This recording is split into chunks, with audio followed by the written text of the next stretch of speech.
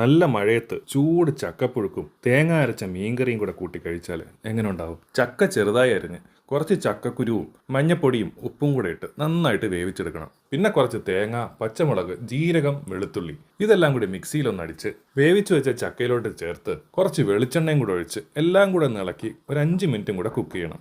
പിന്നീട് ഒരു ചട്ടിയിൽ തേങ്ങയും ചെറിയ ഉള്ളിയും പച്ചമുളകും കുരുമുളകും മുഴുവൻ മല്ലിയും കരുവേപ്പിലയും കൂടെ ഇട്ട് ഒന്ന് മൂപ്പിച്ചെടുത്തിട്ട് അതിലോട്ട് മുളക് പൊടിയും മഞ്ഞപ്പൊടിയും കൂടെ ഇട്ട് ഒന്നും കൂടി ഒന്ന് മൂപ്പിച്ചെടുക്കണം. എന്നിട്ട് അതെല്ലാം കൂടി ഒന്ന് അരച്ചെടുത്ത് അതിലോട്ട് പുളിവെള്ളം ഒഴിച്ച് ആവശ്യത്തിന് ഉപ്പും വെള്ളവും ചേർത്ത് നല്ലതുപോലെ തിളപ്പിക്കണം. എന്നിട്ട് നമ്മൾ ക്ലീൻ ചെയ്ത് വെച്ചിരിക്കുന്ന മീൻ കഷ്ണങ്ങൾ എടുത്ത് അതിൽ ആഡ് ചെയ്യണം.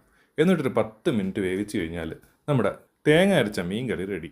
എന്നിട്ട് ഒരു പീസ് മീനെടുത്ത് ആ മീൻ കറിയിൽ മുങ്ങിക്കിടക്കുന്ന ചക്കപ്പുഴുക്കും കൂടെ കൂട്ടി ഒരു വാ കഴിക്കണം. ഉഫ്, സീനാണ് മോനെ.